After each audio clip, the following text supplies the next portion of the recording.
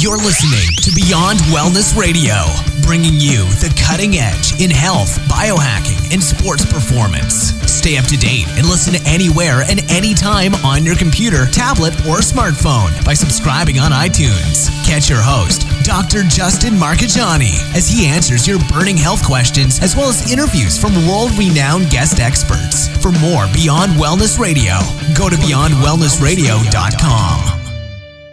Hey there, it's Dr. Justin Marchegiani. Welcome to Beyond Wellness Radio.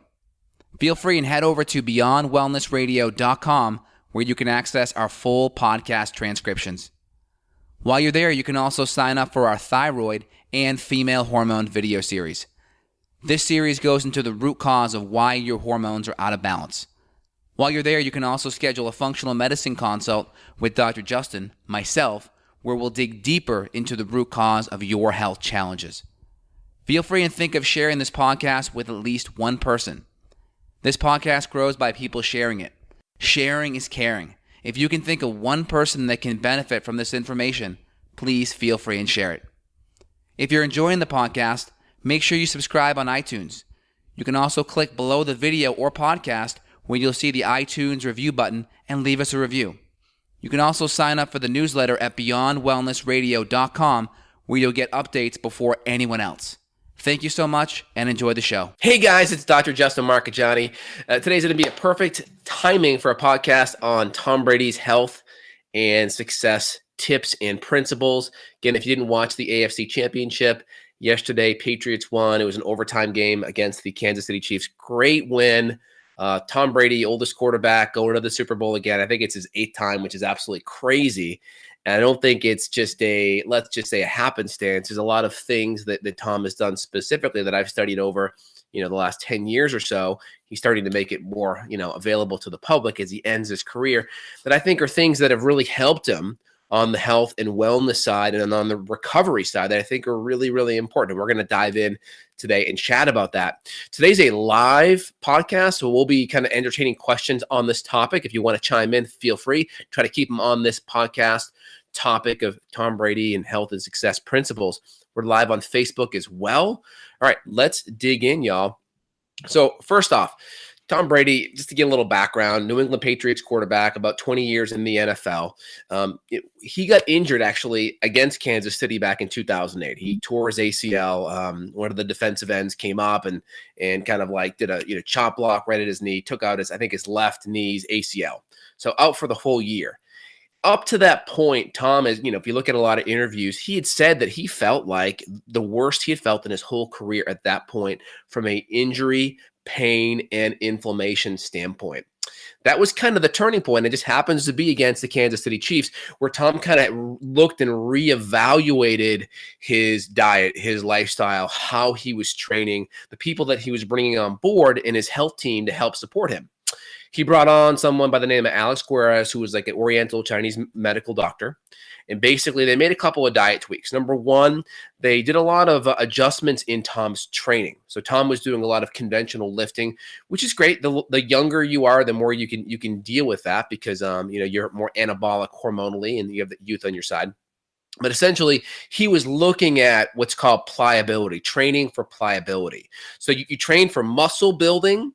A higher percent of your training is muscle building when you're younger, and then a smaller percent is pliability when you're younger as well. And that actually switches. So the older you get, he's training more for pliability, meaning making his muscles softer, more supple, kind of more like a raw ribeye steak than like beef jerky, right? Think of a nice raw ribeye steak. You can move it. It's spongy. Think of beef jerky. It's tough, right? It can rip really easy. So the whole goal is you want your muscles strong. You want them functionally strong, but more importantly, you want pliability because you can have a strong muscle, but think of the beef jerky analogy. It's going to tear very easily, AKA injury. And kind of the typical sequence that happens in professional sports, I've had a couple of professional athlete patients, is you start out, you're working great, and then you get your first injury, maybe a year in, 2 years in, 3 years in. It never quite heals right. You may lose a half a step. You may lose a step. Now that tissue is inflamed, you're kind of feeling it, you're feeling inflammation, and then you're more susceptible to your next injury a year later. and then your third injury. And then you can't quite get a full season in without being on the injury reserve list. And then you start losing 2 steps, and then you're out of the league. This is kind of the general pattern that we see with athletes and how they get injured. So number one of the things that Tom did is he shifted a lot of his training. So he was doing less of the weights. Weights are still good. I mean, you put on muscle, but there's a lot of compression. There's a lot of inflammation that happens. There's a lot of stress on the body that happens. And you're already playing in the NFL. You're already getting whacked anyway. So the goal is to provide force in a way that's going to cause muscle growth, muscle stimulation, muscle contractility. We want muscles to turn on and off fast.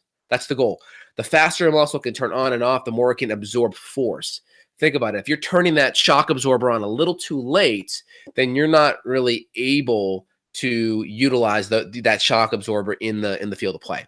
So Tom's using a lot of band movement. So he's doing a lot of rubber bands, partly because bands do a couple things. If you like, I have some bands over here. I do a lot of band movements.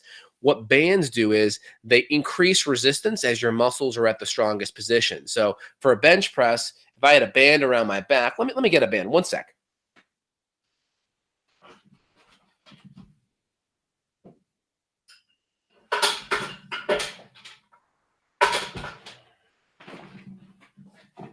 So here's a band right here. So if I get this band, right, and I wrap it around my back and I do bench press, which I will do this throughout the day. So I'm right in this position here, okay? The band is actually the least tight right now. There's the least force on it. I'm in my most vulnerable position where my joint angle is the most acute, the smallest, right? Imagine, the angle of the joint being between my forearm and my bicep. It's the smallest, right? So as I elongate, it actually gets more force occurs. And at the end, I have the largest amount of force. So you can see that with a push like this, or you can imagine it with a military press. You can imagine it with the deadlift going down as well. At the tallest, I'm the strongest. That's where the force is the most. At the bottom, it's the lowest. Now, one of the reasons why that's helpful is when the joint angle is the most acute, that's where injury and training inflammation can occur the most. So with a band, it's kind of adaptive. In your strongest position, you get the most force. In your absolute most susceptible position, you get the least force. So that allows you to train your muscle more for pliability, and there's less compressive force that you put your muscle into. So what that does is it creates less inflammation. That keeps the tissue more supple and more like that beef tenderloin kind of ribeye that's raw versus the beef jerky. That's important. It allows the muscle to be more functional and to work better over time, okay? Number 2, hydration. Half your body weight in ounces is a good Brady principle. Not to mention adding additional electrolytes to your water. So one of the things that we add in with patients is we're adding a lot of like Redmond's real salt or, high quality Himalayan sea salt, which is really good. We may even add an extra potassium and magnesium because electrolytes are very important so your nerves work well, right? You drink too much water, not enough electrolytes, you can get a condition called hyponatremia, where you have low electrolytes, low sodium, and that prevents it can stop your heart, right? You can have cardiac arrest from it. So it's really important. We want to make sure we have really good contractility, and we have really good cellular communication with minerals, and we need good hydration to also do that. So training, hydration. Number 3, also anti-inflammatory diet. Now, here's the thing. It's really interesting. If you study Tom Brady's diet, there's a lot of people out there that have kind of misnomer Tom as like a vegan. If you look at this, and part of this is because one of his major chefs seemed to be a vegan chef. But if you really dive into Tom's TB12 method, or you look at some of the articles, he has this vegan chef that does a lot of his recipes, but he eats about 20 to 25% meat. Now, all organic. He has red meats, grass-fed organic, right? He does lots of poultry, lots of fish, lots of chicken, lots of good high-quality protein, 20 to 25%. Tom also does some amino acid protein powders too. He does a high-quality grass-fed whey protein as well. So he's doing some amino acids. He's doing extra amino acids. I'm not sure if I start in his book, but I've seen it in his locker before. I've seen pictures. He seems like he does do creatine as well, which is really important for the mitochondria. He does do extra amino acids in the form of whey protein. He does do high quality, multi-nutrients, B, C, all of your chelated minerals. And then in particular, 20 to 25% animal protein. Now, one thing Tom also does is he kind of is on a hybrid paleo autoimmune diet. He avoids the nightshades like crazy. These are the tomatoes, the potatoes, the eggplants, and peppers. This is the TPEP for short. Why is this important? Well, nightshades have a compound called alpha solanines in them, and they can be a little bit more irritating to the joints. Now, not everyone reacts this way, so you may or may not benefit by cutting nightshades out. In Tom's situation, his joints feel better. He's less inflamed when he doesn't have the nightshades in there. So again, if you're an athlete and you're using your joints a lot and using your muscles a lot, nightshades may be a thing to cut out. Tom also has a lot of nuts and seeds, which on an autoimmune template typically wouldn't be allowed. That's why I'm calling it a hybrid, not quite a full autoimmune template. He's also having some butter, from what I understand. He does not do any cow's milk from what I get. He has a lot of nut milks, coconuts, almond milk, those type of things. Lots of good healthy fats, fish oil, coconuts, lots of healthy meats. And he typically does not do a lot of fruits and carbs, surprisingly. Now, that may change because he talks in the book eating more seasonally. So that means he may be eating more starchy tubers in the wintertime when it's colder, and he may be eating more fruit in the spring and the summer when that's more in season, because he really talks about eating a lot of whole foods seasonally and adjusting his carb intake based on the season. So I've seen a lot of data on that as well, and that's probably being applied as well. So I wouldn't be surprised in like the Kansas game where it was really cold yesterday. I wouldn't be surprised if he's having some sweet potatoes or some really good healthy starchy tubers. Just FYI. So we hit the diet component, we hit the hydration component, we hit the exercise component. A couple things that Tom also does is sleep. He's getting 9 to 10 hours of sleep per night, which is really, really important. Sleep is going to tap into your growth hormone levels. 10 p.m. to 2 a.m., we're going to be maximizing growth hormone. Super important. Number 2 is we are also going to be really getting testosterone, getting a lot of our good anabolic hormones improved as we get good night's sleep. So he's 9 to 10 hours a night. He also adds some infrared sleepwear, which is really interesting. That's supposedly designed to reflect a lot of this body energy back inside to stimulate healing. That's another component that is happening there as well on the healing side. So he's maximizing sleep, and then he's also maximizing some of this infrared sleepwear to really help improve healing on that side of the fence. And then if you go look at a couple other things, it's not really published well. If you go look back to Tom's days playing at University of Michigan in the late 90s, it seemed like he was about to quit football at one point, and he saw a sports psychologist. So there's some other things that Tom is doing on the mental, emotional side. I think he does a lot of visualization, potentially a lot of NLP, a lot of visualization rehearsal, where he puts himself in positions to visualize, hey, I got the ball. There's 2 minutes left. It's the last drive. And I think that's really important because one of the things Tom has, made himself known for is being a clutch quarterback in tight situations. And how many times do you really have the ability to be in a tough situation where you have the ball and you're driving down the field to make that last minute win? Not too many times in a season, right? But if you can go in your head and visualize that success, you can do it multiple times or at least every day, right? So what does that mean? I think people can take the idea of visualization and incorporate it with their health, with their life, with their work, with their family, and they can visualize for 5 or 10 minutes a day on what it is they want to be, do, or have in their life, and they can visualize it like it's done. I think it's important when you really kind of fire off neural circuitry, and that neural circuitry is really important because the more it fires in that way to come up with those thoughts and those images in your head, the more likely those circuits will fire in real life as it's achieved, because it's like walking a path. The more you walk a path in the woods, the more that path is clear the next time, and it's clear the next time. And then you can see it's 100% clear. It's effortless to walk because you have all this resistance of dead brush around you, and then you have this clear dirt path that makes it really easy that this is the way you need to walk. And that's how your brain works, and it's very important. So doing lots of visualization techniques, I think, are very important. You can do various role reversals or techniques like NLP, where you really go into things and you almost step back, like you see your life on a screen and you're sitting in the theater watching yourself. So it's not like you're actually in it, living it. You're actually sitting back in the stands and you're watching yourself on screen. That's really important. A lot of NLP techniques, they'll do that where they'll see themselves on the big screen. Then they'll also jump into it so they can see it from multiple perspectives to really get those neural pathways wired for success, right? The more those pathways seem familiar, when that sympathetic nervous system and that stress comes on, right? This is what's important for winning is you need those pathways to feel like it's familiar, or the sympathetic nervous system stress will activate that limbic system, that fight or flight, and it may not go your way. It's really easy to be negative and scared in those situations for obvious reasons. All right, so we talked about some of the nutrients. We talked about diet. We talked about some of the training.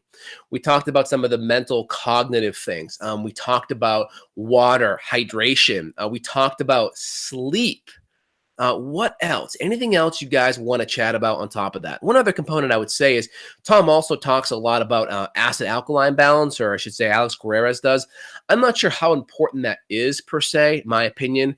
I think if you're just eating, a healthy serving, a palm to a fist to a full hand of good protein, and you're eating good fats, and you're eating, relatively an unlimited amount of vegetables and healthy colored fruit and such, I think acid alkaline balance tends to be a natural byproduct, right? You tend to be more alkaline naturally. I don't think that's necessarily the goal. It's probably just more of a natural end byproduct of you eating these types of anti-inflammatory foods, because the goal is that you're eating anti-inflammatory, right? We're keeping inflammation down through the right kinds of exercise, more pliability, less weight-based as the older you get.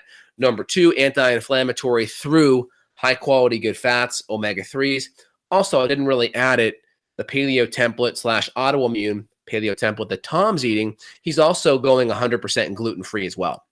That's really important.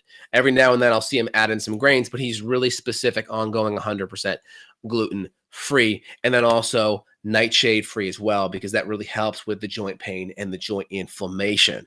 And then we talked about the sleep. We talked about the infrared sleepwear. We talked about more of the band training, to help as well, which is essential because that just puts less compressive force and really strengthens the muscles in a more pliable type of atmosphere. Hydration, electrolytes, no more than 100 to 200 milligrams of caffeine a day, partly because of caffeine's diuretic effects, which you can lose water as well as minerals on top of it. All right, y'all, I'm going to open it up for some questions here. Hope you enjoyed this chat here so far. Just trying to give you guys a lot of the really good information here that you can, start applying in your own life and your own health. Again, I've been studying Tom Brady for a long time, so just trying to give you guys that actionable steps. All right, let's see here. I'm going to try to grab questions pertaining to this topic here first. Let's see here. Let's see if you guys can be on track. Yeah, so and I've also a couple questions here. I've also seen Tom does seem to take some adaptogenic herbs. I know Alex Guerrero does. He has a Chinese medicine background, so I imagine he may be adjusting some of those adaptogens accordingly, according to what Tom needs or stress, etc. Not really specific. A lot of these things are more proprietary, but from the reading that I can guesstimate, there is some type of adaptogenic herb consumption, whether it's ashwagandha, ganda, or ginseng, or eleuthero. There's definitely something going on there as well. Let's see here. All right. Any other questions, guys? Let me know. If not, I'm going to end this call here. A lot of questions coming in, but I got to keep it on topic to this podcast. All right, so let me just highlight a couple of other things here. Let me just see here. So we talked about the hydration. We talked about the food. We talked about the training. We talked about sleep. We talked about cutting out, certain foods that are going to be the more inflammatory. We talked about the acid-alkaline balance. And I think more important than the acid-alkaline balance, like I mentioned, is inflammation. Inflammation will affect alkalinity or acidity far more than just the pH of your food. When they do a lot of these pH tests, they take a food, they burn it, and they look at what the pH of that ash is. And the problem is in your body, it's not like this bomb incinerator where you just burn stuff. It goes into your stomach. There's acids that break it down. It lowers the pH to everything to about 2 before it gets released from your stomach into your small intestine. Then the bicarbonate comes in. That brings it back up to 7 or so. So you can see here, there's this kind of roller coaster effect of the pH and how it shifts in the body through our acids, through our enzymes, through bicarbonate, all these really important things. So more importantly, the biggest thing that will affect your pH is going to be just, is the food acid or alkaline? Just the fact of exercising, you will increase acidity in the body, and you will see, if you test your urine pH after a sprint or some intense training, you will see more acid in your urine. And also, we have buffering system where we breathe out CO2, we create bicarbonate in our body. Right. So we have a lot of regulatory systems through urination of acid, through breathing off of CO2, through bicarbonate buffers that happen with these buffering systems in our body. So these are all natural ways that we do it. And remember, grains are going to be 10 times more acidic on average than meats are. So many people think of meats as being very, very acidic. Remember, grains are 10 times more acidic because that pH scale of 1 to 14, 7's neutral, in the middle, that's water. That's on a logarithmic scale. So something that's on a 4, which may be what a grain is, compared to a meat somewhere around 5 on average, it's not a 1-to-1 ratio. That's a 10-to-1. So if you're at a 4 and then you go to a 5, that's logarithmic. It's 10 times more acidic at a 4 than it is a 5. So just hoping that makes sense. So when you look at these pH scales, it makes more sense to everyone. All right, let's see. Any last questions here so far? Awesome. Did Tom go through any gut bug issues? I mean, here's the deal. You're not going to get all the nitty gritty. And if you notice, more of the nitty gritty about Tom has really come out, let's just say, in the twilight of his career, the last 2 or 3 years. And I think a lot of that is designed. I think, he's kind of achieved where he's at. He has momentum in what he's doing. So I think he's not really worried about people copying everything that he's doing. I think a lot of it's counterintuitive to how conventional strength coaches train their players. It's just lifting, and he's really putting a lot more focus on the pliability and the functionality of his muscle and the recovery. Let's see here. Cold thermotherapy. I mean, I would guess that Tom would personally be incorporating some of this. I can't say for sure. Doing cold showers or doing cold thermogenesis, whether it's like a liquid nitrogen type of a cold tank therapy, or doing a really cold showers. I do cold showers every day. I think they're very anti-inflammatory. There's a lot of good data in the literature of its systemic inflammation reduction capacity. So I do like it. One thing I've noticed myself is I've done a lot more of the band workouts. And one thing I can tell you is, in the moment, after a really good, a push or a press or a pull or a squat or a bend with really good quality bands, after I'm done that 10 or 11 reps, I am so fatigued, but it's a different level of fatigue. My heart's going, my muscles feel fatigued, but from a recovery standpoint, I don't feel the same level of depletion or excessive soreness. So that's, I think, partly what Tom is talking about with some of the bands, is you're not creating as much of an inflammatory response, yet you're still stimulating the muscles to grow and be strong. So there's this balance beam of like, okay, we want to tell the muscles to be strong. We want the muscles to adapt and grow and contract fast and absorb force, but we don't want to create so much inflammation where they become tougher and thicker and lose their pliability. I think that's some of the benefits that you get with the bands. And just be careful, like make sure you're getting good quality bands. You don't want cheap bands that break, because you could get hurt. And you want bands, in my opinion, if you're bigger and you need more force, you need to buy quality, more heavy duty types of bands that are out there. So just keep that in the back of your head. Did Tom go through any gut bag issues? I kind of answered that already. Can't say for sure, but he's working with high quality people on the natural medicine side. So if he did, I imagine he's had the support that I would be providing my patients too. How does he handle stress? That's a great question. If you go back, like I mentioned earlier, he was seeing a psychologist in college. And more of like it seemed to be like more of an NLP type of psychologist. So it sounds like he does a lot of visualization, and which is really important. If you just think about a lot of the self-talk that we have kind of behind our head, so to speak, most people would not be friends with their inner self-talk. If you just kind of write down every now and then you get negative and just write down or just think about some of the things that you tell yourself, most people wouldn't be friends with that person in their life. So I think really managing self-talk, and I think NLP can do a lot of really good things to help control that self-talk. There's also EFT, which can be helpful, EMDR, all these things that are really, really important. All right, y'all, hope that's helpful for you. Again, this is really pertinent. We may kind of revisit this topic if Brady wins the Super Bowl in 2 weeks, because it's pretty stunning to win that many victories. And also, it just to highlight the techniques on the natural medicine side, because everyone wants to perform better with their kids. Everyone wants to be injury proof. They want to be functional in their muscles. They want to be able to play with their grandkids when they're 70 or 80 years old, just like they were in their 30s and 40s, right? Who doesn't want that? So even though this is something that a professional athlete does at the highest level, I'm just trying to like zoom out now, zoom out big picture. I want y'all to be able to take these principles so you can perform your best in your job, be injury proof, and then take it with your families and friends and just really have a super active, energized life and be bulletproof, essentially. All right, y'all, it's Dr. J signing out. I'm so glad we had this chat today, and I'll be back later on this week. Take care. Make sure you subscribe, thumbs up, give me a share. Maybe we'll get this video out to Tom, and he can give me a grade on it and see how I did. Maybe he'll give me some things that we can add, and maybe I'll even get him on a podcast. Who knows? That'd be pretty awesome. All right, y'all, thumbs up, share, hit the bell, subscribe. Take care. Bye.